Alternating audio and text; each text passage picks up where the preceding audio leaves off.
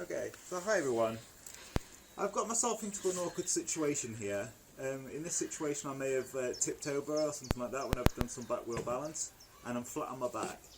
Now, in this position I can get someone to help me out. So in this situation I'm going to ask for some assistance. So before I do so, one of the things I'm going to do, first thing is put my brakes on. So I'll sort of lean forward, I'm sort of on this hand and I'm sort of lifting myself up in order to reach the brakes.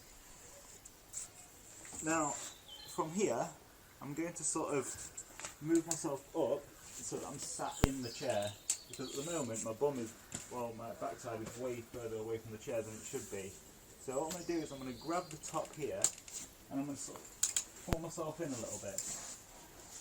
And I found a good volunteer, come over if you will. Now what I'm going to ask you to do is put your foot in onto my axle, like so.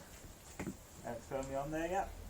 Now if you grab here and here, fantastic. Okay, from here, what I'm going to do is lie back and grab onto my chair like this, pull myself in. Now if you pull me up, fantastic, keep your feet on there, excellent. Oh, perfect. And that's a simple way of getting up with assistance if you've tipped over.